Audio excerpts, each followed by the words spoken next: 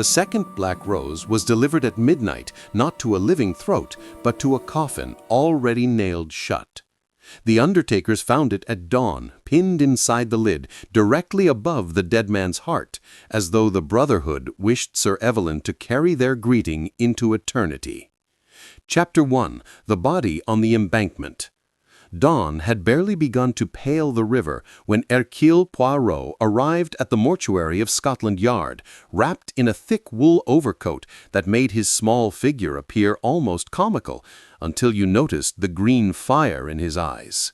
Chief Inspector Japp was already there, pacing beside the sheeted form on the slab and grumbling that the yard had not seen a killing this clean since the Sydney Street siege. Poirot greeted him with the faintest tilt of the head, then with delicate precision lifted the sheet himself. The dead man was young, perhaps 30, elegant even in death. His evening clothes were handmade in Savile Row, his shirt front still gleaming white, but the black rose fastened through his lapel had wilted overnight, and its silver thorn had pierced the heart beneath with surgical neatness. No struggle, no defense wounds, only a tiny bead of blood that had traced a perfect line down the starched linen. Japp cleared his throat. Name is Sir Evelyn Ashford, baronet, diplomat, and until last night, guest of honor at the Egyptian embassy reception. Found at 3 a.m. by a constable on the embankment. No weapon, no footprints, nothing except that damned flower. Poirot bent closer, his magnifying glass catching the weak electric light. The petals of the rose were velvet black, impossible in nature. He touched one lightly, and the petal crumbled to ash between his gloved fingers. Then he noticed the second detail that made the little Belgian straighten like a pointer scenting game. Around the dead man's wrist was tied a narrow ribbon of crimson silk, on which 5 tiny black roses had been embroidered, each rose marked with a single drop of dried blood. 5 roses, Japp muttered. Same as the old files. The Brotherhood of the Black Rose. Thought that was just music hall nonsense. Poirot twirled his moustache thoughtfully. Nonsense, mon ami, is what people call truth when it frightens them. 50 years ago, 5 lords of England died within 1 month, each pierced through the heart, each wearing the black rose, each bearing this ribbon of 5 roses. The press screamed of a secret society, the police hunted shadows, and then silence. The Brotherhood vanished as completely as smoke. Yet here, on the wrist of Sir Evelyn, the ribbon returns. The Order of the 5 has been invoked again. Japp rubbed the back of his neck. You are saying some ghost from 1885 came back to settle a score? I am saying, Poirot said softly, that someone wishes us to believe exactly that. Come, we must visit the scene before the London rain washes away what little the killer has left for the eyes of Hercule Poirot. An hour later, the 2 men stood beneath the dripping plane trees of the Victoria Embankment. The tide was out, leaving the river a sluggish gray serpent, and the exact spot where Sir Evelyn fell was marked by a chalk circle, already smudged by curious boots. Poirot ignored the circle entirely. Instead, he walked slowly along the railing, his eyes fixed on the muddy foreshore 20 feet below. Observe, Japp, he said suddenly, the marks of elegant shoes descending the stone steps there and there, but no marks returning. Our victim came down to the water, yet his body was discovered up here. Curious, no?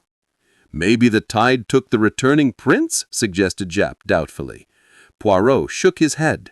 The tide has not reached these steps in 12 hours. No one carried the body back up after death and arranged it neatly for discovery. Why?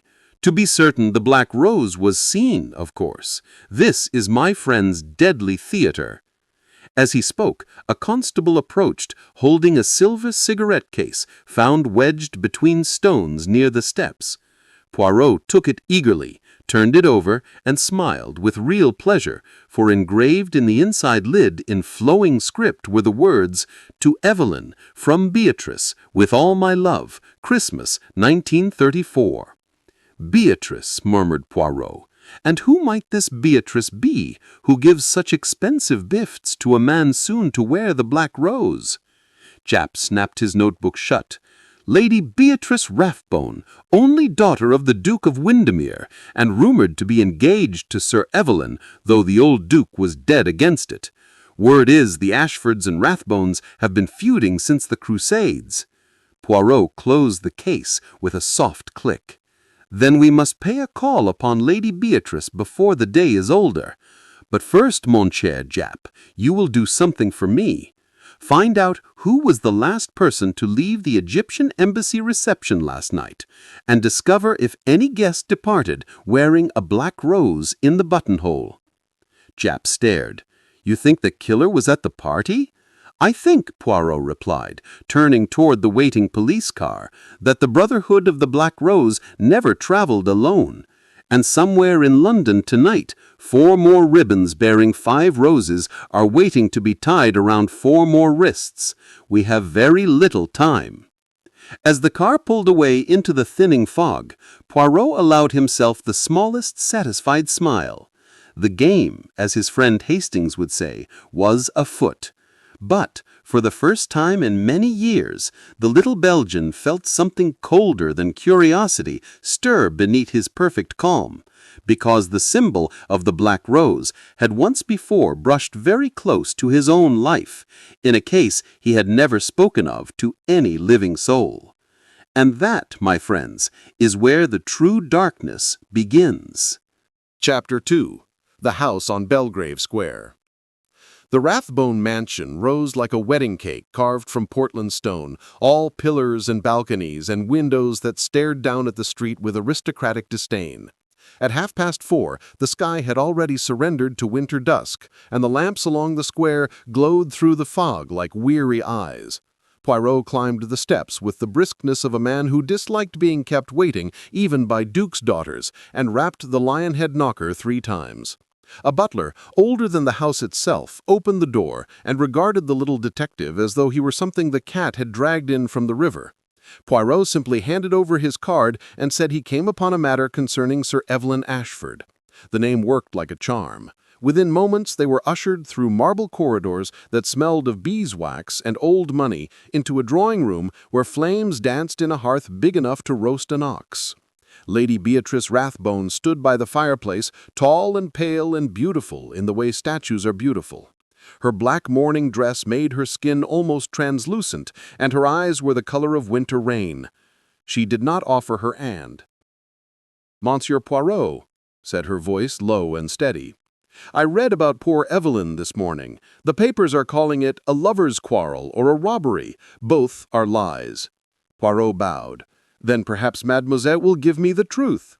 She crossed to a small table, poured 2 glasses of sherry, though Poirot refused him with a polite gesture, and drank half of hers in a single swallow. "Evelyn was frightened," she said at last, "for weeks. He would not tell me why, only that something from the past had come back, and that if anything happened to him, I must burn every letter he ever sent me and leave England at once." Poirot's eyes never left her face. "And this something from the past, did it wear the sign of a black rose?" Beatrice's hand flew to her throat. "How could you know that?" "Because Sir Evelyn wore one when he died, and because the ribbon of 5 roses was tied around his wrist. Tell me about the quarrel between your families." She laughed once with a sharp, bitter sound. "It is older than either of us. In 1885, 5 young men formed a club at Oxford. They called themselves the Brotherhood of the Black Rose. My grandfather, the 7th Duke, was one, Evelyn's great-uncle another. They were rich, bored, and hungry for secrets. They stole something from an Egyptian tomb during the long vacation, something that should have stayed buried. The story is that 4 of them died within a month, each with a black rose on his heart. The 5th, my grandfather, lived but went mad and shot himself 10 years later. The family swore the thing would never be spoken of again, until Evelyn started receiving letters." "Letters?" "Unsigned, written in crimson ink on black paper. The first arrived 3 weeks ago. It showed only a single black rose, and beneath it the words, 'The debt is remembered.' Then came parcels, a dried black rose, a lock of hair. Last week, a tiny silver thorn, exactly like the one the papers say killed him. Evelyn laughed at first, then he started jumping at shadows. He begged my father to let us marry at once so he could take me away, but father refused and said the Ashfords carried cursed blood. Poirot leaned forward. "And you, mademoiselle, did you keep these letters?" She hesitated, then moved to a secretary, opened a hidden drawer, and drew out a small bundle tied with black ribbon. Poirot took them carefully, turning each sheet to the firelight. The paper was heavy and almost velvety. The ink smelled faintly of myrrh. Every message was the same, only the symbol changed. 1 rose, then 2, then 3, then 4. The final letter arrived yesterday morning. 5 roses circled a single date, tonight. "Tonight," Poirot repeated softly. "Yet Sir Evelyn died last night." Beatrice looked suddenly very young. "That is what terrifies me. The ribbon on his wrist had 5 roses. The warning was for tonight. Whoever sent it knew Evelyn would be dead before the appointed time. That means the killer is playing with us." At that moment, the butler appeared again, carrying a silver salver. A package had just been delivered, addressed to Lady Beatrice, with no name, no messenger, only a black wax seal stamped with a rose. Beatrice went white but did not flinch. She broke the seal herself and lifted the lid. Inside, nestled on black silk, lay a single, perfect black rose and a narrow crimson ribbon on which 5 tiny roses had already been embroidered. The 5th rose glistened, wet and red. Beatrice dropped the box as though it burned her. The rose rolled across the Persian carpet, leaving a trail of fresh blood. Poirot knelt swiftly, touched the ribbon, and brought his fingers to his nose. "Fresh," he murmured, "less than an hour old. The Brotherhood keeps its promises, mademoiselle, and now it keeps you in its sight." He wrapped the ribbon in his handkerchief and slipped it into his pocket. "From this moment, you will not be alone. I will place a man outside your door and another beneath your window. You will lock every door, burn any letter that arrives, and above all, you will trust Hercule Poirot." Beatrice lifted her chin. "And if I refuse?" "Then before the week is out, you will wear the black rose, and the ribbon of 5 will be tied around a wrist that is very cold." For the first time, fear broke through her composure. She sank onto a sofa, pressing both hands to her mouth. Poirot watched her for a long moment, then turned to the door. "Come, Jap is waiting downstairs. We have an appointment at the Egyptian embassy and a guest list to examine. Somewhere among the diplomats and the dowagers walks a man or woman who left last night carrying death in a buttonhole. And tonight, the 2nd rose will bloom unless the little gray cells work faster than the hand that cuts them." As they stepped back into the foggy square, a church clock struck 5. Somewhere in the distance, another clock answered half a minute late. Poirot paused on the bottom step, listening to the discord with his head on one side. 2 clocks, he said almost to himself, one that hurries and one that lingers, just like the Brotherhood. One killer strikes early, one waits for the appointed hour. We are hunting not one murderer, mon ami, but 2.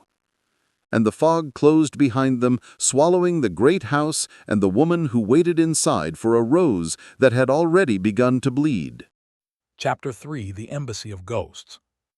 The Egyptian embassy squatted on the corner of Grosvenor Gardens like a sandstone tomb, dragged from the Valley of the Kings and dropped among the Mayfair palaces. By 8 that evening, the reception room still smelled of lotus and cigar smoke from the night before. Servants in white gloves drifted about removing wilted garland, while a string quartet packed away their music stands. Everything felt tired and slightly ashamed, as though the house itself had a hangover. Poirot and Jap were met by the cultural attaché, a thin, nervous man named Monsieur Farouk, who kept dabbing his forehead with a silk handkerchief despite the cold. He led them through corridors lined with statues of forgotten gods to the ballroom, where Sir Evelyn had made his last toast less than 24 hours earlier. The room was enormous. Gilded lotus columns rose to a ceiling painted with scenes of the weighing of hearts. Hundreds of fairy lights still twinkled above empty champagne flutes. At the far end, A small orchestra pit lay silent beneath a frieze of black roses carved centuries ago by some long-dead craftsman who could never have guessed his flowers would one day be copied in blood. Farouk produced the guest list bound in red leather. 237 names. Half of London society, half the diplomatic corps. Poirot ran a gloved finger down the page, pausing at familiar titles, then handed the book to Jap. "We seek someone who arrived with a black rose and left without it," he said quietly. "Begin with the gentleman who wore evening dress. A flower that color would have been noticed." Farouk swallowed. Many gentlemen wore flower messieurs. It was the theme of the evening. Black roses for the goddess Nephthys. The florist delivered 500. They were everywhere. Poirot smiled without warmth. "Then we must discover which 500 became 501. He moved slowly around the room, studying the floor as though reading a map only he could see. Near the French windows that opened onto the garden, he stopped and crouched. Between two potted palms lay a single petal velvet, black-edged with a darker stain. He picked it up, sniffed once, and slipped it into an envelope. "Fresh blood again, less than a day old. Your gardener does not water his flowers with blood, I trust." Farouk went the color of papyrus. "Never." "Then someone brought a bleeding rose into this room last night and carried it out again after the deed. Show me where Sir Evelyn was standing when he made his speech." Farouk pointed to a small dais beneath a golden canopy. Poirot climbed the 3 steps and surveyed the room exactly as the victim had done. From this height he could see every corner, every shadowed alcove. His gaze settled on a heavy tapestry depicting Anubis weighing a soul against a feather. The lower corner of the tapestry hung slightly askew, as though someone had recently brushed past. He crossed the floor in his neat shining shoes and lifted the fabric. Behind it, a narrow service door stood ajar. Beyond lay a stone staircase spiraling down into darkness. "A servant's entrance," murmured Jap. "Or an assassin's exit," replied Poirot. They descended. The stairs ended in a wine cellar lit by a single bulb. Dusty bottles lined the walls like sleeping sentries. In the center stood an ancient sarcophagus said to have once held the mummy of a minor princess. Its lid was carved with a single perfect black rose. Poirot ran his hand across the stone and smiled. "Warm," he said. "Someone has been here very recently. Look." He pointed to the floor. In the thick dust were 2 sets of footprints, one made by elegant men's evening shoes pointing toward the sarcophagus, the other by the same shoes pointing away, but deeper, as though the wearer now carried extra weight. Between the prints, a few spots of fresh blood led to the far wall, where another small door opened onto the alley behind the embassy. Jap whistled.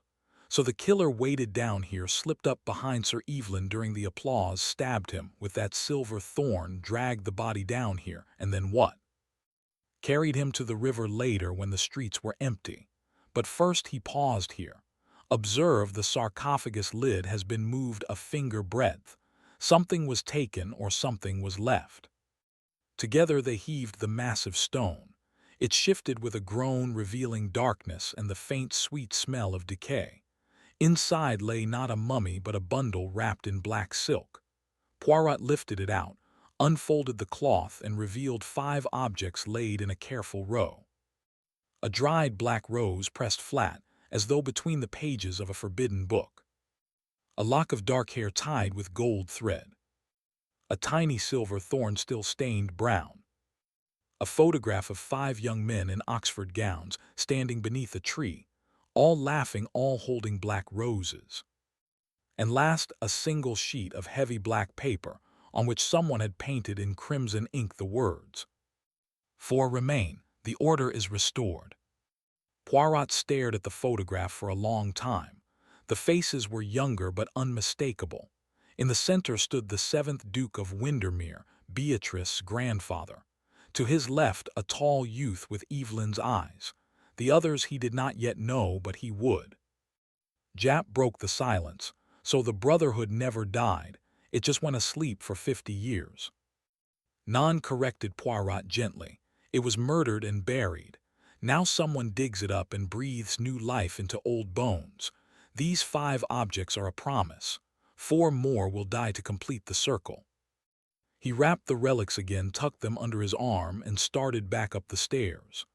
At the top, he paused beneath the painted ceiling and looked up at the goddess Nephthys spreading her black wings across the sky. "Your roses have grown sharp teeth, madame," he told her softly, "but Hercule Poirot has teeth of his own." As they stepped out into the alley, a cold wind swept along the narrow passage, carrying with it the faint scent of myrrh and something metallic. Somewhere in the darkness, a church bell began to toll 10 slow strokes. When the last echo died, Poirot turned up his coat collar. "Come, App. We have a photograph to identify and 4 living men to find before the next Black Rose finds them first. Because tonight is only the beginning, and the Brotherhood always keeps its appointments." And high above them in the embassy window, a curtain moved though no hand had touched it. Chapter 4. The 4 Names. The fire in Poirot's Baker Street flat crackled like a gossiping old woman, while outside the wind hurled rain against the windows in angry fistfuls. At 11 o'clock that same night, 4 photographs lay spread across the green baize of his table, each face illuminated by the steady glow of a single lamp. Jap had gone to rouse the night staff at Scotland Yard Records. Poirot worked alone, surrounded by cigar ash and the faint perfume of Russian leather.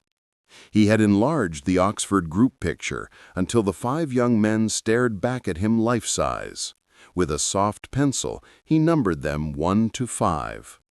Number 1, the 7th Duke of Windermere, was already mad, then dead by his own hand. Number 2, Sir Evelyn Ashford's great-uncle, now represented by his great-nephew's corpse on a slab. Number 3, a thin, aesthetic youth with a cruel mouth, belonged to Lord Reginald Carver, now 68 and living quietly in Dorset. Number 4, a square-jawed athlete with amused eyes, was Mr. Justice Hargreaves, one of the most feared judges on the King's Bench. Number 5, the smallest of the group, almost hidden behind the others, wore round spectacles and a shy smile. Beneath the photograph, someone had written in faded ink, "Bertie W." Poirot tapped the 5th face thoughtfully. Bertie W. That name rang a bell, very soft and very far away. He went to his bookshelf and drew down a slim red volume titled Who's Who, 1910. 10 minutes later, he closed it with a satisfied snap. Professor Bertram Whitcomb, once the youngest Egyptologist at the British Museum, retired in disgrace after certain irregularities with a mummy and a sacred cat. Last known address is a village in Northumberland. Very much alive, or was until tonight. The telephone rang sharp as a pistol shot. Jap's voice crackled down the wire. Carver's butler just found his master in the library. Black rose through the heart, ribbon of 5 roses on the wrist. Same as Ashford. The time of death was about 9 o'clock. We're too late, Poirot. Poirot's hand tightened on the receiver. And the judge? Still breathing. Posted 2 men at his house in Hampstead, and another 2 at his chambers in the Temple. The professor, nobody can find. The village constable says the old boy hasn't been seen since yesterday morning. Keep the judge alive, mon ami. I am coming. He hung up his hat and coat and stepped into the storm. By 1 in the morning, the Daimler was eating the Great North Road, while lightning stitched the sky. Jap had stayed in London to guard Mr. Justice Hargreaves. Poirot traveled with only a police driver and the bundle from the sarcophagus wrapped in brown paper on the seat beside him. Every mile north the rain lessened until the clouds tore apart and a frost-cold moon rode overhead. The village of Whitcomb St. Mary lay under silence and silver. The constable met them at the lich gate, lantern in hand, face white. "Cottages up the lane, sir." The door was open and the fire was out. I looked in, but I didn't touch anything. Poirot climbed the narrow path between frost-rimed yews.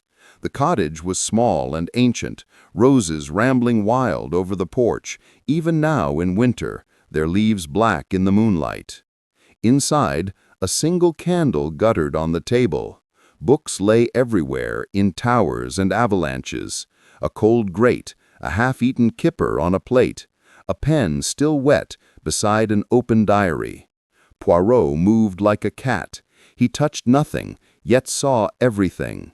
The diary's last entry, written in a hurried scholarly hand, read, "They have found me, after all these years. The fourth rose came at dusk, carried by a boy who vanished before I could speak. I have done what I swore never to do.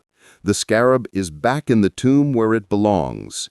If I die tonight, forgive me, Beatrice, my dear sister. The debt was mine, not yours."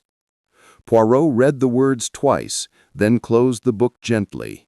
He crossed to the fireplace, lifted down a small watercolor of a dark-haired woman with Beatrice's eyes, and slipped it into his pocket. "He is not dead," he said quietly, "not yet. The killer came, took what he wanted, and carried the professor away alive. Look, no blood, no struggle, only the candle left burning, so he would know he was too late to save himself." The constable gaped. "Why take him alive?" "Because," Poirot replied, "the Brotherhood always finishes its rituals together. 50 years ago, 5 young men stole a thing of power and swore an oath in blood. 2 are dead, 2 remain, and the 5th has been collected like a lost sheep. When the last 2 hearts stop, the circle closes, and the scarab wakes." He turned to the door. "We return to London at once. The judge is bait, and the trap is already sprung." Dawn was still 2 hours away when the car roared back into the city. Poirot went straight to Hampstead, where Japp met him at the gate of a grim Victorian fortress surrounded by laurel and iron railings. Mr. Justice Hargreaves stood on his doorstep in dressing-gown in fury, arguing with the sergeant who barred his way. "I have sat on the bench 30 years, and no jackanapes in uniform will keep me prisoner in my own house," he thundered. Poirot stepped forward. "Forgive the jackanapes, monsieur, but tonight the gallows you built for others waits for you. May we come in?" The old judge stared, then stood aside. Inside the house smelled of law books and brandy. Hargreaves poured 3 stiff measures without asking. "I remember you, Belgian fellow. You gave evidence in the Craven case. Damned fine memory for detail. Now what is this nonsense about roses?" Poirot laid the sarcophagus bundle on the table and unfolded it. Hargreaves looked at the photograph and the color drained from his face. "Good God! The 5 of us. We were young and drunk on Shelley and sin. Thought we could steal a god and not pay the bill." He touched the silver thorn with a shaking finger. "We opened the sarcophagus of Princess Aminat in 1885, took the scarab from her breast, black stone heart, shaped eyes of lapis, said to hold the soul of a priest who strangled his king. We laughed, cut our wrists, and swore brotherhood over it. Then the dying started. We swore to put it back, but fear is stronger than honor. We hid it instead." "Where is it hidden?" asked Poirot softly. Hargreaves met his eyes. "In the British Museum, in plain sight, labeled as a Victorian forgery. Whitcomb arranged it. Poor Bertie always was the clever one." Poirot felt the pieces slide together with a click that echoed in his brain. Then tonight the scarab returns to its tomb, and the 5 oath-breakers must be present to greet it. 2 dead, 2 living, 1 carried north in chains. All will gather before sunrise. He turned to Japp. "The Egyptian room closes to the public at dusk. After that, only the night watchman. How many?" 3, said Japp grimly, "and all 3 just telephoned in sick." Poirot pulled on his gloves. Then we went to the museum. Bring every man you have, but quietly, mon ami. The dead are gathering, and the scarab is hungry. Outside, the first pale blade of dawn cut the sky above Bloomsbury, but inside the great museum, the shadows still ruled. And somewhere in the darkness, 5 black roses waited for their final stem. Chapter 5. The Scarab Awakes. The British Museum stood blind and silent under the pale December moon, its great portico guarded only by empty pedestals where statues had been removed for the coming war. At 4:30 in the morning, the iron gates were locked, yet when Poirot laid his small gloved hand against the bars, they swung inward without a sound. Someone had oiled the hinges very recently.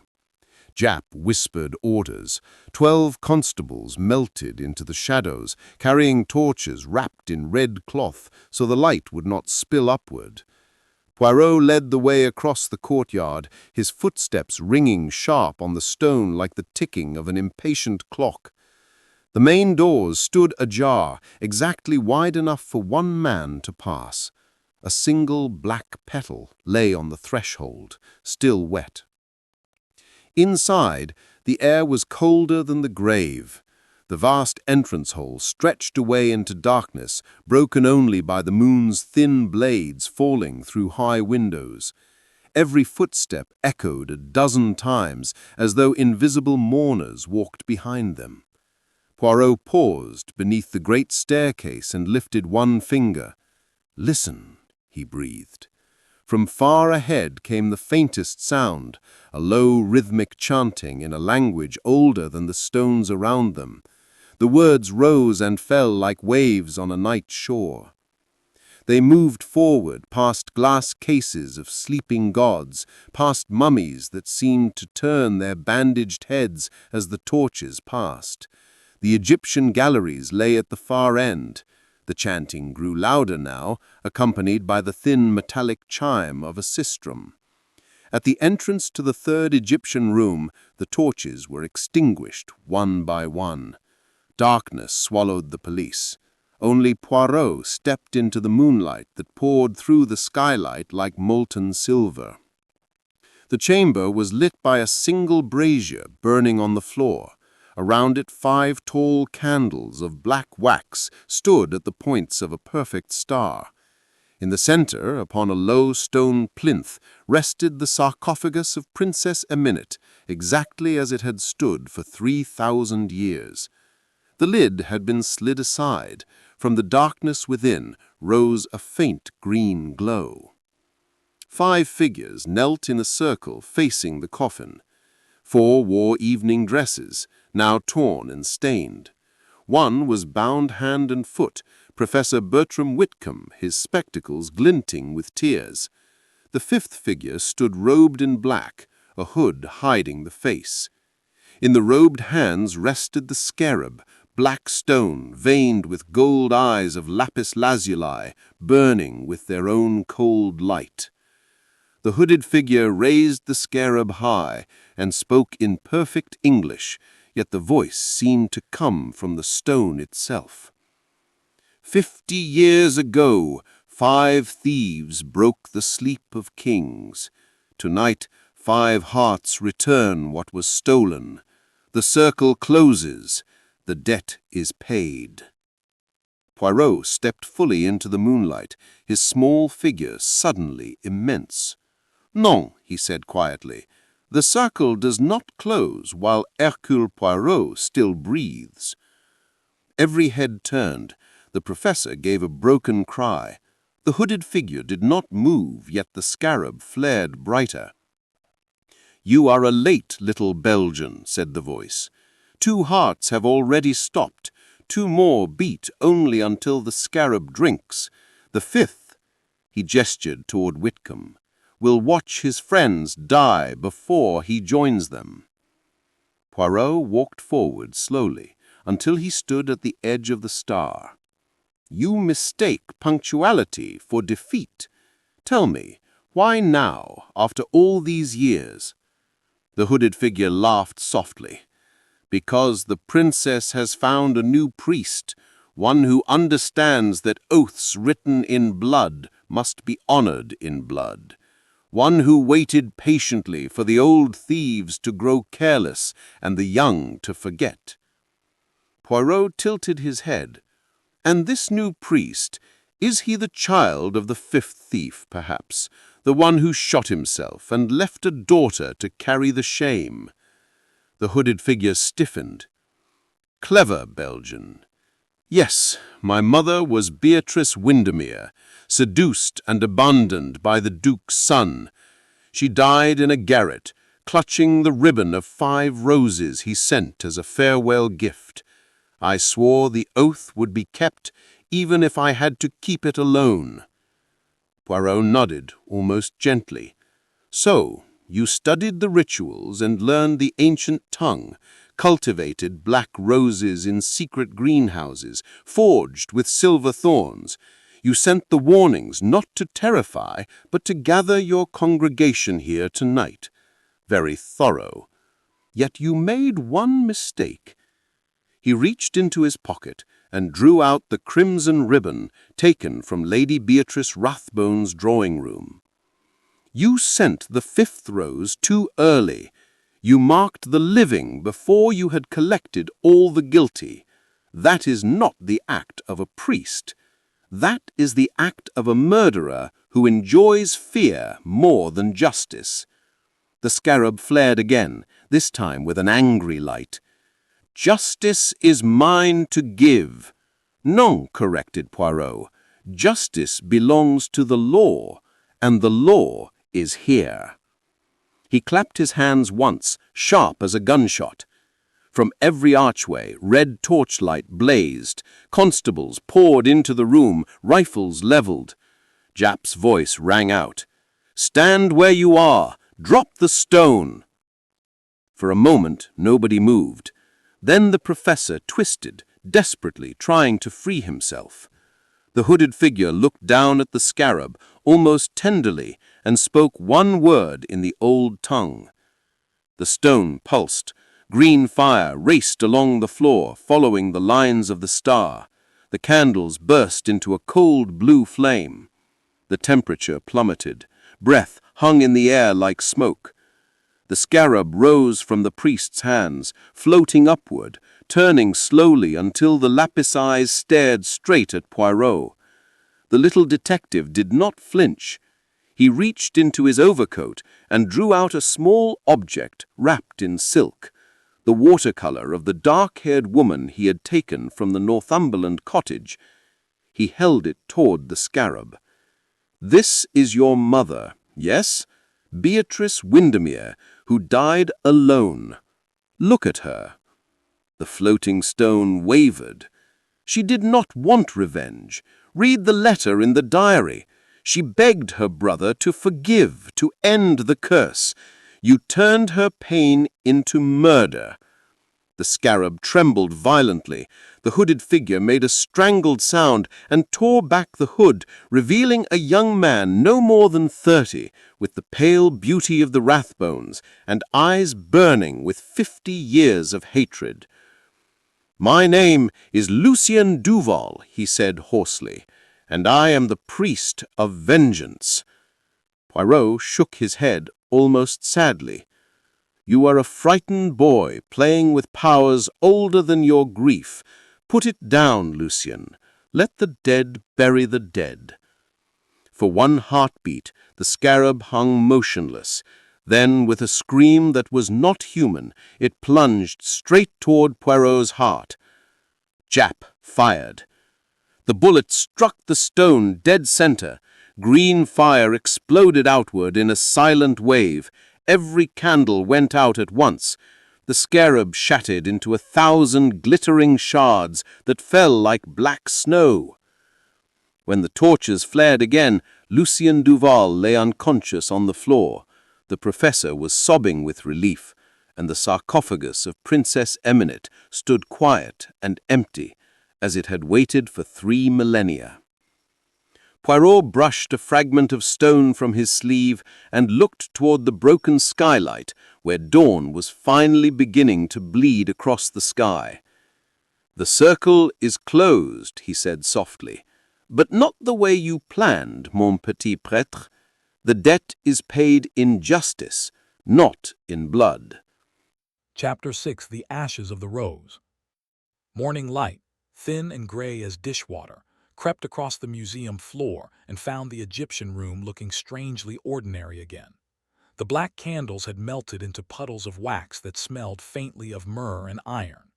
The scarab lay in glittering fragments like a broken beetle. Constables moved about with notebooks and measuring tapes, while photographers flashed magnesium bulbs at the unconscious figure of Lucien Duval. Poirot stood a little apart, hands clasped behind his back, watching the young man's face as the police surgeon examined him. Lucien's hood had fallen back completely now, revealing delicate features that might have belonged on a stained glass saint if the eyes had not been so hollow with exhaustion and defeat. Jap came over, wiping his forehead with a large handkerchief. "He'll live. The bullet clipped the shoulder, nothing fatal. Seems the scarab took most of the curse with it when it shattered. Funny thing, though, every piece of that stone turned to ordinary basalt the moment it hit the floor. No glow, no heat, nothing, like waking from a nightmare." Poirot gave the smallest of shrugs. Nightmares end when someone turns on the light, mon ami. Yet nightmares leave bruises. He knelt beside Lucien and spoke very softly in French. "You believed the princess wanted blood. She wanted only sleep. Your mother wanted only forgiveness. You gave them both a theater of horrors instead." Lucien's eyes opened, fever bright. "They laughed at her, the 5 lords in their Oxford gowns. They laughed when she begged them to return the scarab. My mother died clutching the ribbon the Duke sent as a joke. 5 black roses embroidered by his own sister as a jest. I kept that ribbon for 40 years. Poirot reached into his pocket and drew out the crimson ribbon he had taken from Lady Beatrice Rathbone's drawing room. He laid it gently on Lucien's chest. "This ribbon, the one you copied so carefully and sent to frighten a girl who never harmed you. Look at the 5th rose. Still wet. You painted it with your own blood last night, did you not, to complete the pattern before you came here?" Lucien stared at the ribbon as though seeing it for the first time. A single tear slid from the corner of his eye and cut a clean line through the dust on his cheek. "I wanted them to feel what she felt," he whispered. "They felt only fear," answered Poirot, "and fear made them cruel again, just as it made you cruel. The circle was never in the scarab, Lucien. It was always in the hearts of men." He rose and turned to Jap. "Take him to the hospital, then to Brixton. Treat him kindly. He has punished himself more than any judge will." As the stretcher-bearers lifted Lucien away, Poirot walked slowly to the sarcophagus of Princess Amenet. The lid had been replaced by the museum staff, but a narrow gap remained. He reached in and drew out a small object wrapped in rotting linen. When he unfolded the cloth, a plain black stone heart lay in his palm, no bigger than a walnut, the lappy's eyes long since crumbled to dust. "The real scarab," murmured Jap, "so the one he carried was—" "A forgery of a forgery," said Poirot. "Made perhaps by Lucien himself, or bought in port said for 6pence. It held only the power he believed it held. Faith can kill mon ami, and faith can shatter on a policeman's bullet." He placed the true scarab back inside the coffin and closed the lid with both hands. The stone settled into its ancient hollow with a soft sigh, as though the princess breathed again after centuries of waiting. Outside in Great Russell Street, the rain had stopped and a weak sun struggled through the clouds. Professor Whitcomb sat on the museum steps, wrapped in a constable's overcoat, drinking hot tea from the lid of a thermos flask. When he saw Poirot, he tried to stand, but his legs betrayed him. "You saved my life, monsieur," he said, trembling. "I thought I deserved to die with the others." "You deserve to live and remember," replied Poirot. "That is the heavier sentence." The old man hung his head. I kept the forgery in the museum all these years thinking distance would protect us. I even cataloged it myself as a fake so no one would ever look twice. Cowardice dressed as caution. Poirot laid a hand on his shoulder. Cowardice kept you alive long enough to write the truth in your diary. That is the beginning of courage, Professor. Take it home to Northumberland. Plant white roses over the black. Live quietly, and when people ask why you never married, tell them you once loved a princess who waited 3,000 years for her heart to come home. Whitcomb managed a watery smile. And the judge? Mr. Justice Hargreaves will resign from the bench this afternoon. He has already written the letter. Some verdicts are best delivered upon oneself. A taxi drew up. Lady Beatrice Rathbone stepped out veiled in black but no longer trembling. She walked straight to Poirot and kissed him once on each cheek. "My uncle told me everything," she said. "The Duke's son who ruined Lucian's mother was my own great-uncle. The shame is ours as much as his. I will visit the boy in prison, and I will pay for the roses on his mother's grave every year until I die." Poirot bowed over her hand. "Then the Brotherhood of the Black Rose truly ends today. Not in blood, but in mercy." She climbed back into the taxi and was gone. Japp lit a cigarette and watched the smoke curl upward. Funny old world. 5 lords steal a trinket, 50 years later 4 die and one goes mad with guilt. A bastard son tries to burn London in revenge, and it all ends with a girl promising flowers on a pauper's grave. Poirot twirled his mustache thoughtfully. "Not funny, mon ami. Perfect. The little gray cells demand order, and order has been restored. The princess sleeps. The living have chosen kindness over curse. And Hercule Poirot," he permitted himself the ghost of a smile, "will take a long hot bath and drink real coffee instead of this English tea that tastes of stewed grass." Japp laughed out loud, a sound that echoed strangely among the waking columns. "Come on then, breakfast at my club, kippers and marmalade on me." Poirot considered the offer, then shook his head. "Thank you, I have one more call to make, alone." He walked away down Museum Street, a small, neat figure in a perfectly pressed overcoat, humming softly under his breath. Behind him, the great doors of the British Museum closed with a thud that sounded almost like a heartbeat finally stilled. And in the third Egyptian room, the black candles stood cold and ordinary, and the princess kept her secrets once more. Chapter 7. The Quiet After the Storm. The afternoon of the following day was one of those rare London winter gifts, a sky washed clean, pale sunlight pouring over wet roofs like warm water over silver. Hercule Poirot sat alone in his flat at 56B Whitehaven Mansions, the windows thrown wide despite the cold. He had dismissed George for the day, sent the valet off with a generous bonus and instructions to visit his sister in Kent. Poirot wanted silence, and he wanted it absolute. On the table before him lay every physical remnant of the case, arranged with the precision of a museum display. The 5 fragments of the forged scarab, now no more sinister than seaside pebbles. The 2 crimson ribbons, one still bearing the faint brown trace of Lucien Duval's own blood. The silver thorn, cleaned and resting in a small velvet box, like a dangerous insect pinned for study.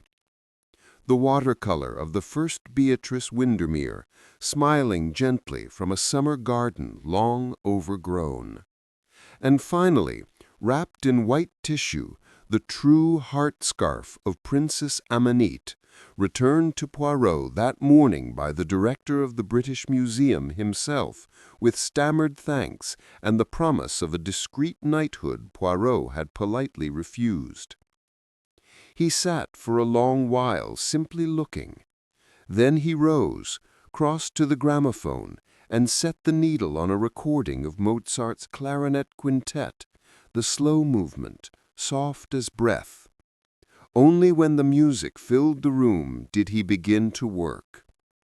First, he took the forged scarab pieces, placed them in a silver bowl, and poured over them a measure of fine brandy.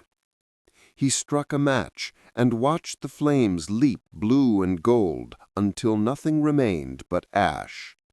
Those ashes he gathered into a tiny Wedgwood dish that had once held sugared violets. Later they would be scattered in the Thames at dusk, where the river could carry away what fire had purified. Next, the ribbons. He laid them side by side on a sheet of black paper.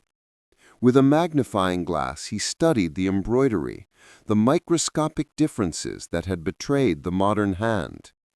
The original ribbon, made in 1885 by the Duke's sister as a cruel joke, had been worked in silk floss shaded from blood to almost black. Lucien's copies used modern rayons that caught the light too cleanly. A small thing, but the little gray cells never lied. Poirot folded both ribbons into a small square, placed them in a plain envelope, and sealed it with green wax. On the front he wrote in his neat continental hand, "For Lady Beatrice Rathbone, to be opened on the first anniversary of this day." The silver thorn he locked inside a steel puzzle box he kept for objects too dangerous to leave in plain sight. One day, perhaps, it would go to Scotland Yard's Black Museum, but not yet. The watercolor he carried to the mantelpiece and stood beside the photograph of his own mother, a stern Walloon widow who had taught him that order and method could conquer any chaos. For a moment he rested his forehead against the cool marble. Then he straightened his shoulders, exactly as he had at 8 years old, when the village priest told him his mother was dead. At 4 o'clock the telephone rang. He let it ring 6 times before lifting the receiver. "Poirot?" Japp's voice, gruff but oddly gentle. "Thought you'd want to know. The lad Duval asked to see me. Not the lawyers, not the Belgian consul, me. Sat there in the hospital bed, white as paper, and said he wanted to make a full confession. Every detail, every rose he grew in that greenhouse behind the ruined chapel in Berkshire, every letter, even the names of the 2 old retainers who helped him for loyalty to his mother's memory. It took 4 hours, never asked for mercy once." Poirot closed his eyes. "And the judge? Resigned at noon, left a letter for the Lord Chancellor saying only that certain verdicts from his past had come home to roost. He's sailing to Ceylon next week, says the climate will be kinder to old bones." A pause. "Professor Whitcomb's gone home, took the train north with a single suitcase and a packet of white rose cuttings the museum gardeners pressed on him. Funny old stick, shook my hand like I was the king." Poirot smiled faintly. "And Lady Beatrice?" "Sent word through her solicitor. She's closing the Belgrave Square house for a year. Going to Egypt, would you believe it? I want to study medicine in Cairo, work among the fellahin.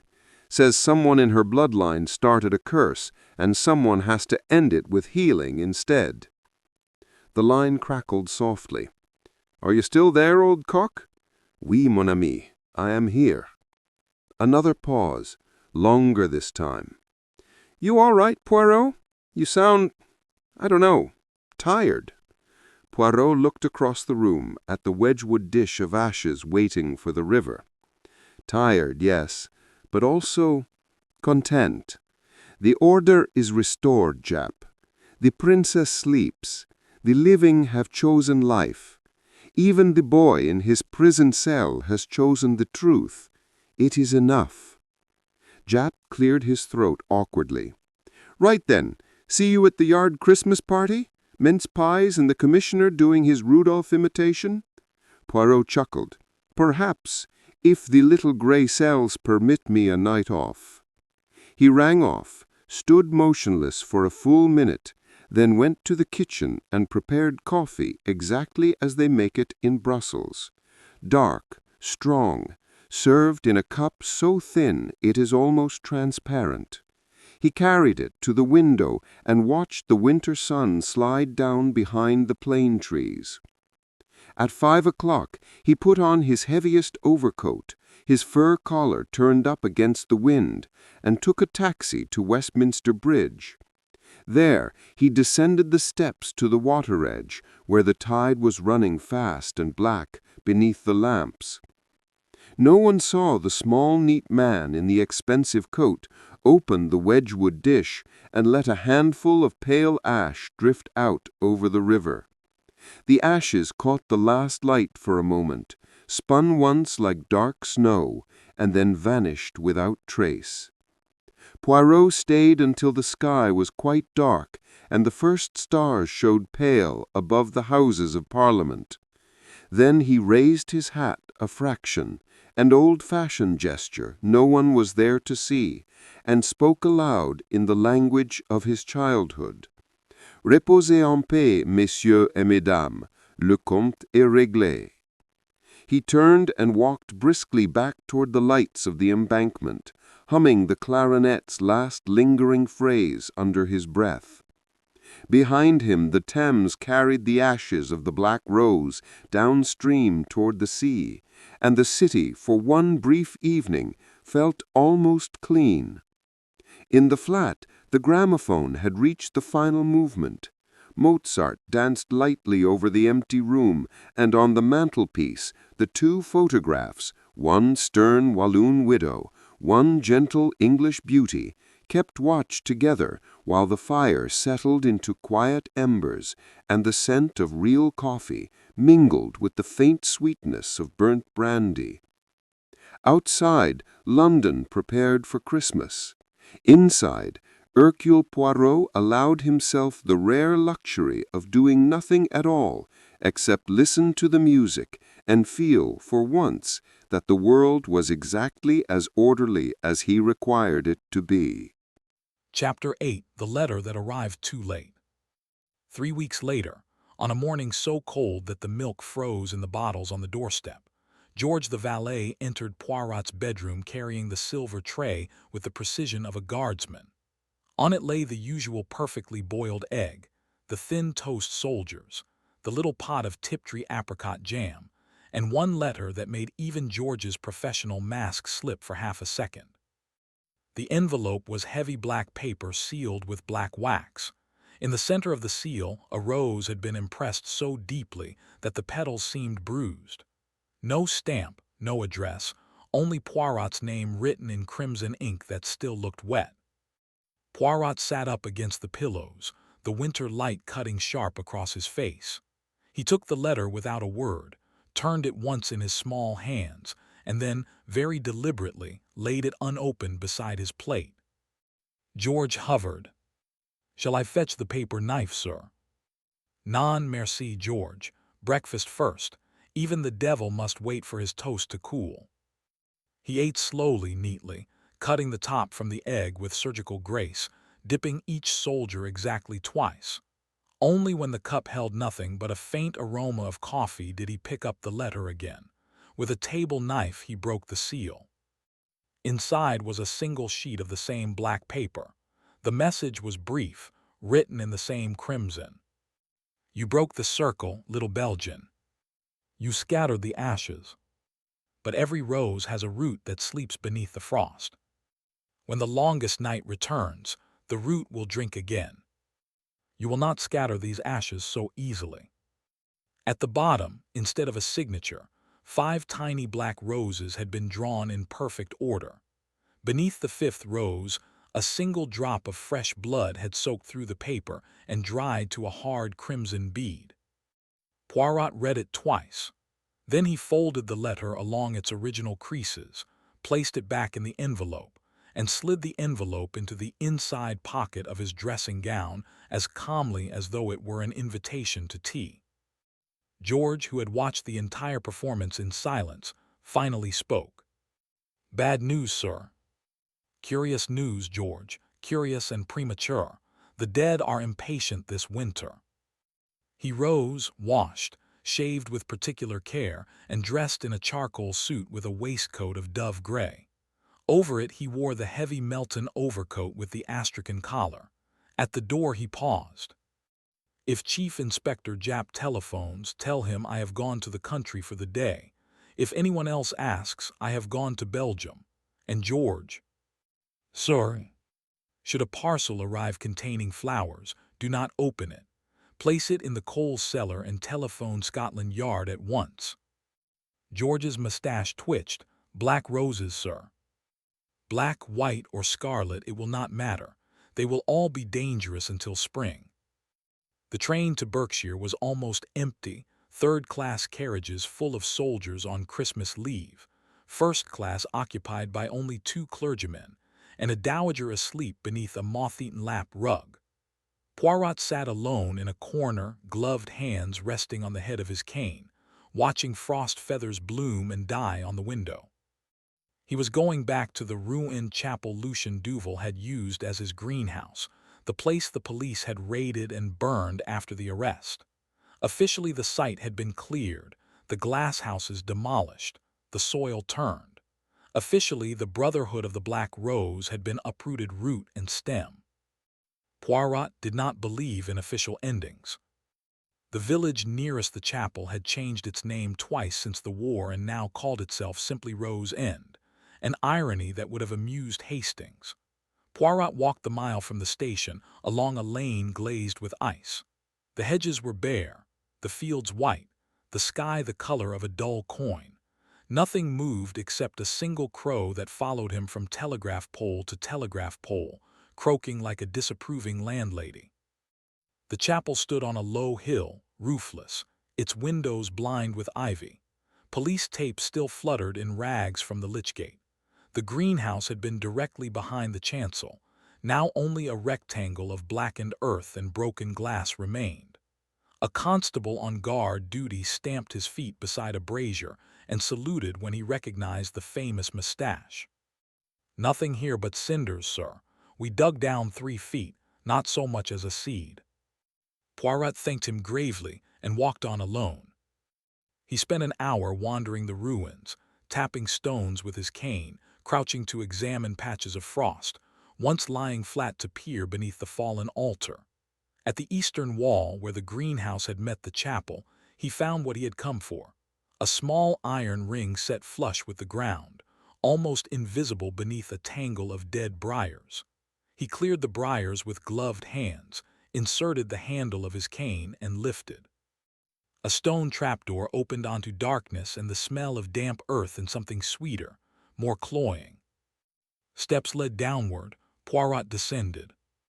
10 feet below the chapel lay a brick-lined chamber no larger than a crypt. In the center stood a stone trough filled with black soil. From that soil rose a single stem no thicker than a finger, leafless, thornless, pale as bone. At its tip a bud the size of a man's heart waited, tightly furled, the exact color of dried blood. Poirot studied it for a long time. Then he took from his pocket a small bottle of holy water he had carried since Liege Cathedral in 1919, uncorked it, and poured every drop over the waiting bud. Nothing dramatic happened. No smoke, no scream, no sudden withering. The stem merely darkened as though bruised, and the bud closed a fraction tighter, like a fist. Poirot nodded once, satisfied. He climbed back into the daylight, closed the trapdoor, scattered dead leaves across it until no trace remained. To the constable, he gave a silver flask of brandy and the advice to forget he had ever seen a Belgian detective that day. On the train home he sat with his eyes closed, rehearsing the sequence of events yet to come. Whoever had sent the letter knew of the underground chamber. They had tended the route while Lucien lay in prison. They had waited for the police to declare the case closed before sending their warning. That meant the Brotherhood had not ended. It had simply passed to another hand. When the train reached Paddington, the winter dusk had already fallen.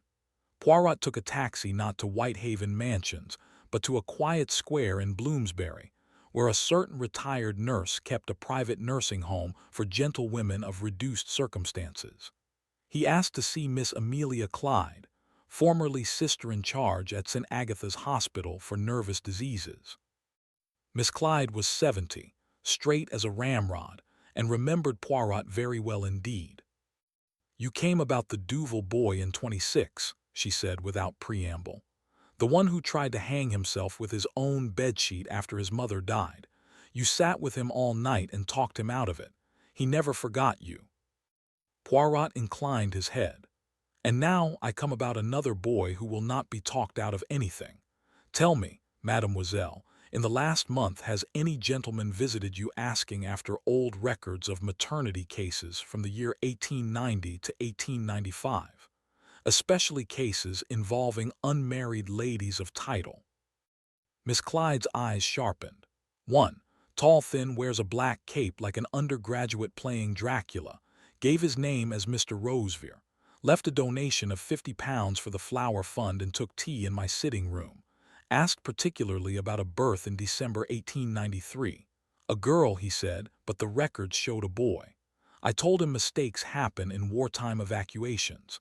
He smiled as though he knew better." She opened a drawer and laid a visiting card on the table. Heavy black stock, crimson lettering, Mr. Lucien Rosevear, no address.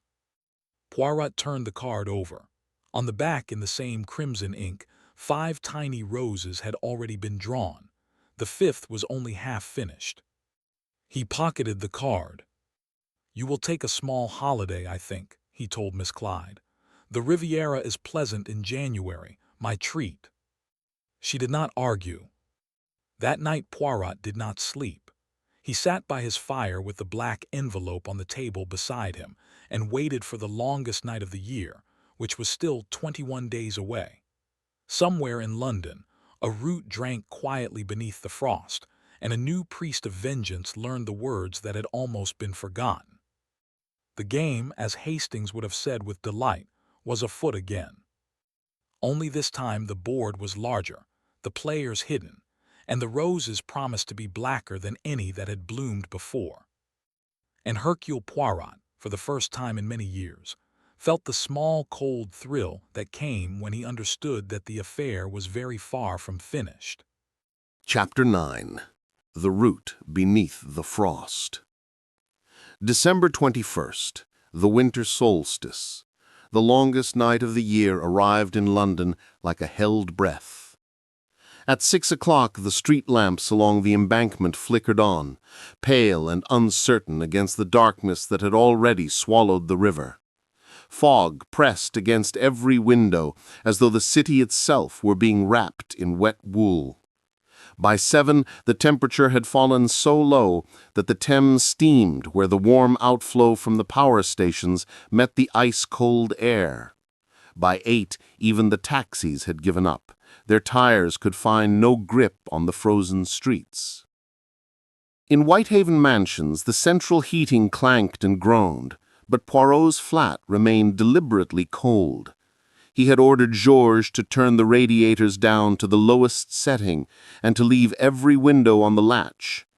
The little Belgian sat in his armchair fully dressed for outdoors, overcoat buttoned, muffler wound twice around his throat, galoshes gleaming, only the green fire in his eyes betraying that he was very much awake and listening. On the table before him lay an Ordnance Survey map of Berkshire, open at the page that showed the ruined chapel near Rose End. A single red circle had been drawn around the hill. Beside the map rested the black envelope, the crimson-sealed letter, and the visiting card of Mr. Lucien Rosevear. A fourth object had been added during the day, a small glass phial containing a single black petal that had arrived by post at noon. The petal was still moist, as though freshly cut, and carried the heavy, almost sickly perfume of a greenhouse kept too warm. Poirot had spent the afternoon in telephone conversations that left even the Scotland Yard operators pale. He had spoken to the chief constable of Berkshire, to the keeper of Egyptology at the British Museum, to a monastic librarian in Bruges who specialized in Coptic binding curses, and finally, most secretly, to an elderly nun in Alexandria who had once been the greatest forger of scarabs in all Egypt before she found religion. Every conversation had ended the same way: silence, then a slow intake of breath, then the quiet words, "May God have mercy on us all." At 9 o'clock exactly, the telephone rang once, sharp as a scalpel. Poirot lifted the receiver. "Poirot." Jap's voice, hoarse with cold and something close to fear. "They've taken the boy from the hospital. Lucien Duval. Orderlies found the night nurse unconscious, a black rose tucked behind her ear like a dance hall girl. The ward window was open. Footprints in the snow on the roof, then nothing, vanished." Poirot closed his eyes. "And the guard on the roof?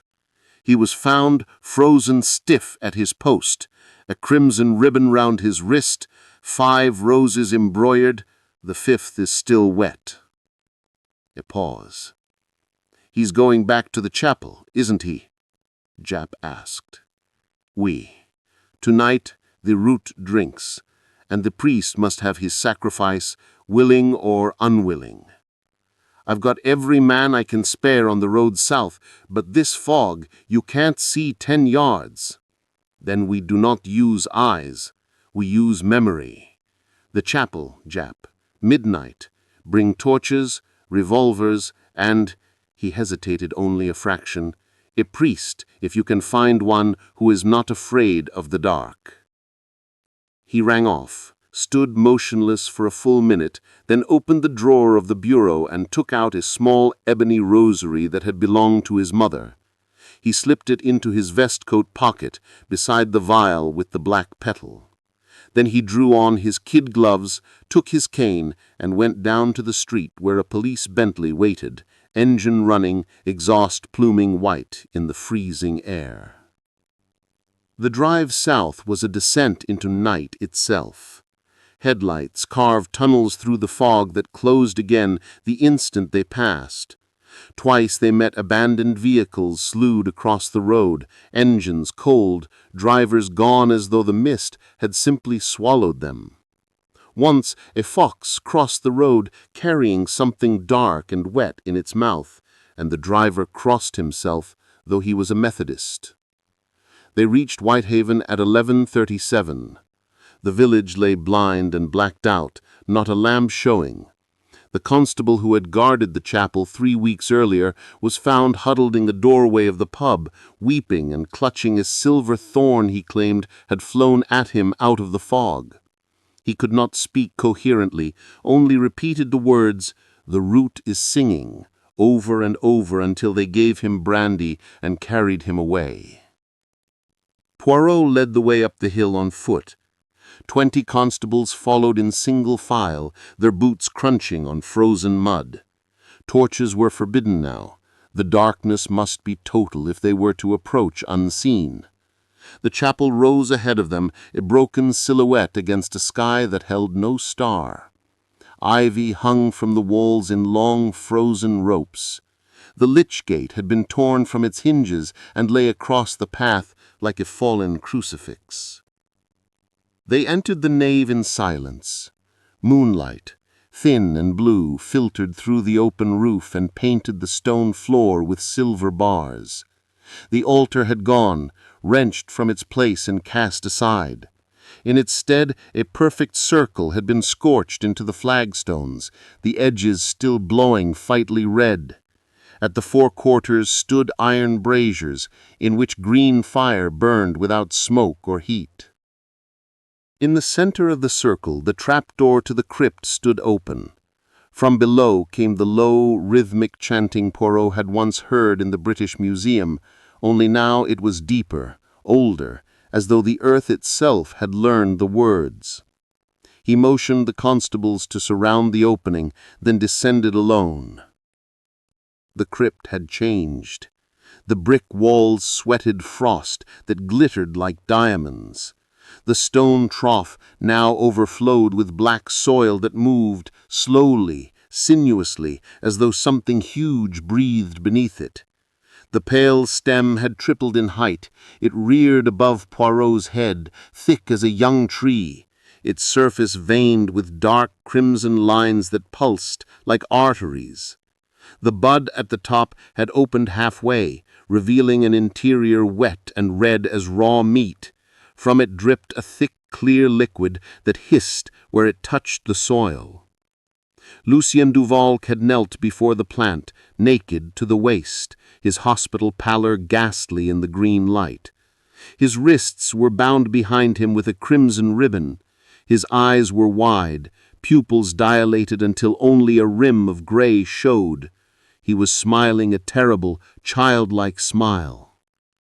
At the foot of the stem stood the priest, tall, thin, cloaked and hooded in black velvet. The hood was thrown back now, revealing a face Poirot had never seen, yet recognized instantly.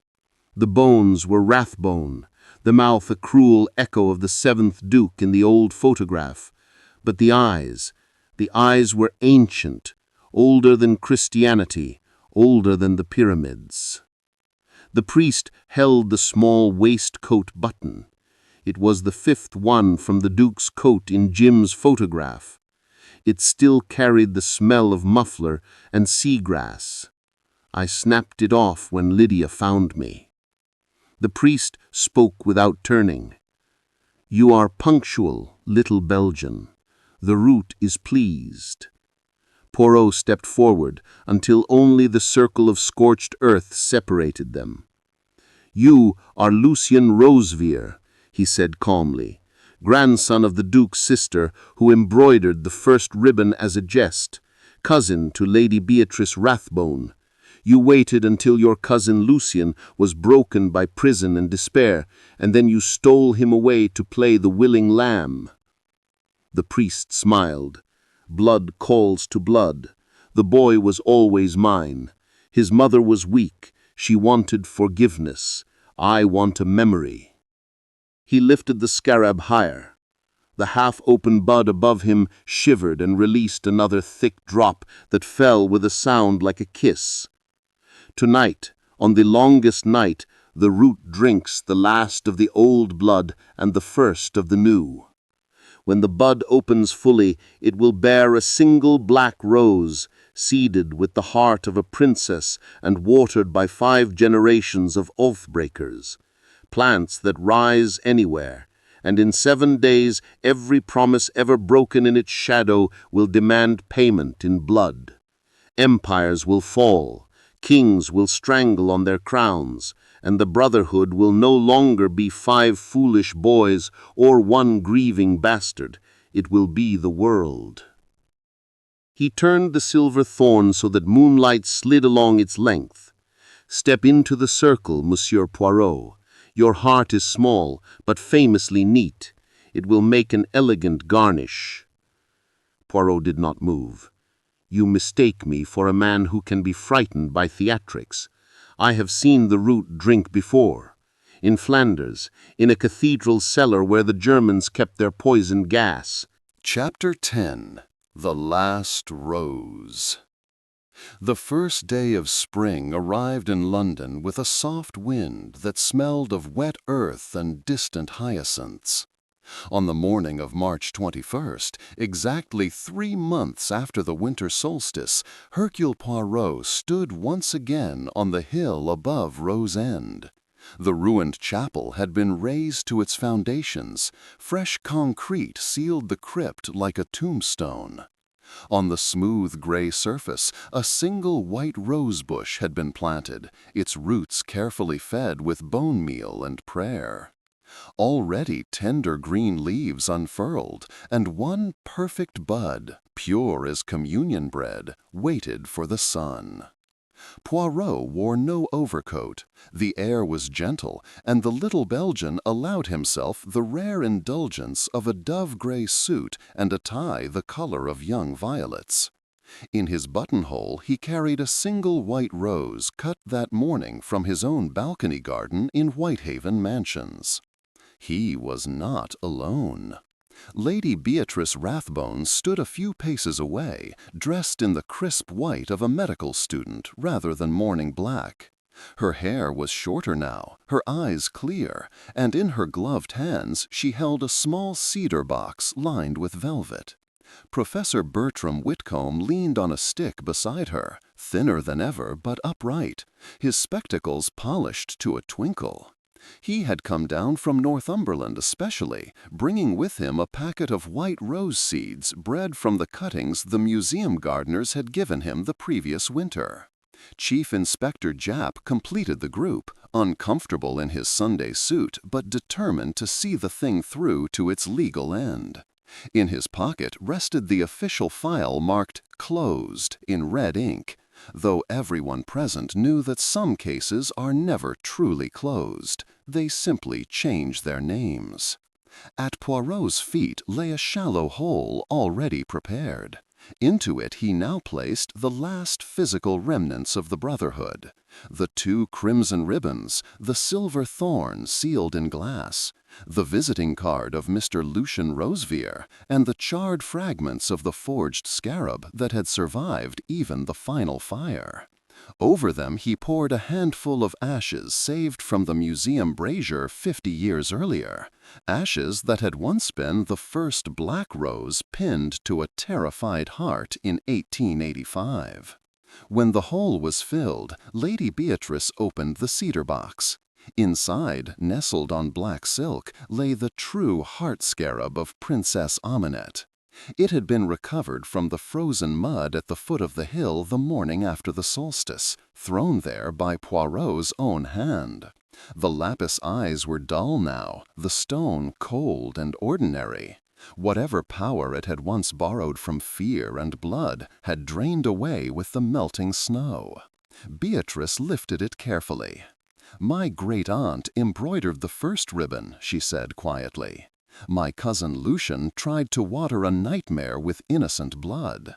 My other cousin Lucian Rosevere believed a weed could rule the world. I will not add another chapter to their story." She placed the scarab on the fresh earth above the buried relics. Professor Whitcomb scattered his white rose seeds in a wide circle around the bush. "Life over death," he murmured. "Memory over vengeance." Japp cleared his throat. "The boy Duval, young Lucian, was judged unfit to plead. He's in Broadmoor now, under a doctor who specializes in sleep disorders. They say he dreams of gardens, nothing worse. Rosevere's body was identified by dental records and buried in unconsecrated ground. No family claimed him. The greenhouse hybrid has been classified poisonous and destroyed root and branch. Every known cutting, every seed, every note. The Royal Horticultural Society has a standing order to burn any black rose offered for show." He closed the file with a snap. "That's the end of it, officially." Poirot smiled, a small, sad, perfect smile. "Officially, mon ami, there is always an end. In reality," he gestured toward the white rosebud, "in reality, we plant hope and we guard it. That is the only ending that matters." He took from his pocket a final object, a letter on heavy cream paper sealed with green wax. Breaking the seal, he unfolded it so that all could read. "My dear Monsieur Poirot, by the time you receive this, I will be beyond the reach of law or vengeance. The root you destroyed was never the true danger. The true danger was the story we told ourselves, that some debts can only be paid in blood, that some circles can never be broken except by murder. You have shown that circles are made with hands, and hands can choose to open. I leave England tonight on a ship bound for Buenos Aires. My name will change, my face perhaps also, but my promise will not. I will plant white roses wherever I go, and I will teach any child who listens that curses are only stories we refuse to end differently. Thank you for giving me a better ending than the one I planned. Yours in gratitude, a penitent gardener." The letter was unsigned, but the wax seal bore the faint impression of a single white petal. Lady Beatrice's eyes shone with unshed tears. "That is from Lucian," she whispered, "the real Lucian. He must have written it before they took him from the hospital." Poirot folded the letter and placed it on the earth beside the scarab. "Then let it be buried with the rest. The story is finished, and the epilogue is kind." He stepped back. The four of them stood in silence while the sun climbed higher and the white bud began very slowly to unfurl. When the first petal showed, pure, luminous, edged with the faintest blush of dawn, Poirot raised his cane in a small salute. "Messieurs and mesdames, the Brotherhood of the Black Rose is dead. Long live the Brotherhood of the White." They left the hill then, walking down through the village, where children were already chalking hopscotch grids on the pavements, and a baker's boy whistled as he carried trays of hot cross buns. No one looked up at the small procession. The story had never been theirs to carry. In Whitehaven Mansions that evening, Poirot dined alone. George served clear consommé, sole grilled with lemon, and a single perfect strawberry tart. The wireless played Debussy. When the plates were cleared, Poirot went to the balcony, snipped the white rose from his buttonhole, and let it fall into the quiet darkness below. Somewhere in the city it would land on a doorstep or a passing hat, and someone would smile without knowing why. The telephone did not ring. No black envelope arrived. No shadow moved behind the curtains. For the first time in 30 years, Hercule Poirot went to bed before midnight, and he slept without dreams. Years later, travelers on the night train from London to Edinburgh would sometimes notice, at the tiny halt marked Rose End, a single white rose bush growing from a crack in the concrete platform. It bloomed summer and winter, tendered by no human hand, and its scent was said to cure headaches, calm fevers, and quiet the crying of babies. No one ever connected it with a Belgian detective who had once scattered ashes on the Thames, or with 5 foolish boys who stole a princess's heart, or with 2 cousins who learned, too late and just in time, that some circles are meant to be broken by mercy. But every spring, on the 21st of March, a small neat envelope containing a single white petal would arrive at Scotland Yard, addressed to Chief Inspector Japp, retired. Inside, in a handwriting that grew frailer year by year, were always the same words. "The garden grows. Thank you, H.P." And in a quiet flat overlooking Regent's Park, Hercule Poirot would open his buttonhole, pin a fresh white rose, and allow himself the smallest, most satisfied smile in the world.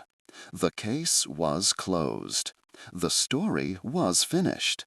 And the last rose, against all odds, was white.